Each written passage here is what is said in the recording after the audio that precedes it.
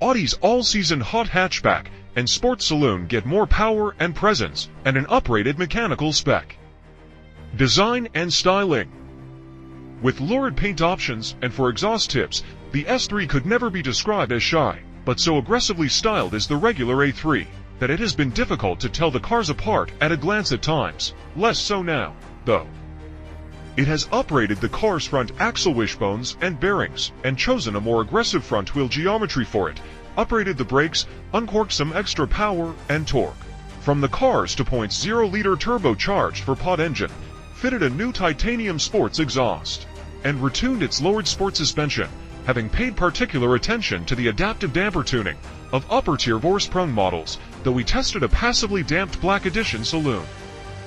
The rest of the design changes are limited to little details, such as the model badges newly carried at the base of the B-pillar and the new daytime running light switch.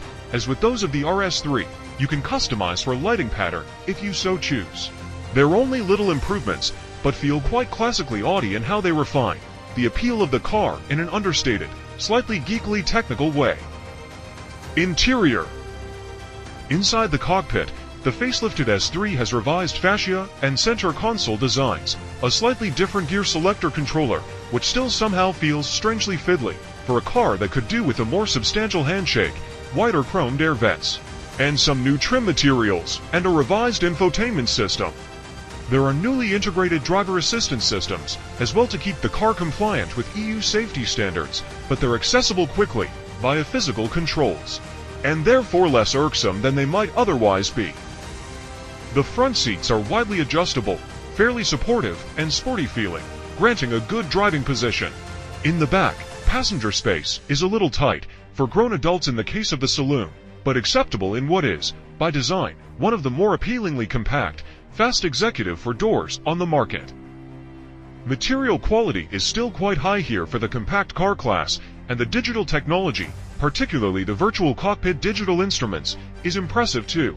This isn't one of Audi's overly minimalist cabin layouts, so it retains permanent physical controls for the heater, drive mode selection, and other key functions, which boosts easy usability. Engines and performance.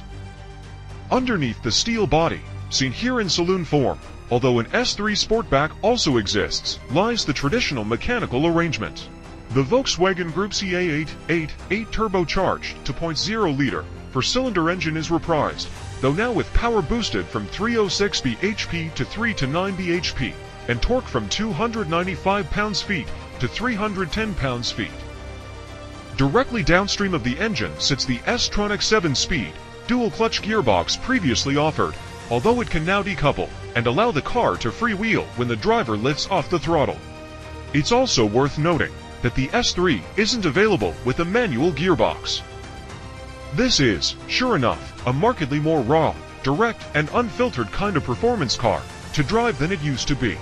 It makes sense if you consider the slightly more rarefied price positioning for Audi to go after really keen drivers a little bit more and office car park show-offs a little less, and that's definitely what the S3 is doing. It has a boostier, gruffer power delivery than the pre-facelift car and feels a touch more urgent as it pulls towards the red line. It makes for a car with plenty of real-world accessible pace, but also a slightly bolder and more expressive audible character than it used to have. The engine has quite a fruity thrum about it. No doubt with some digital backup, and probably not by coincidence, it does a passable impression of an RS5 pot. Thank you for watching. Stay tuned for other latest videos. Thank you.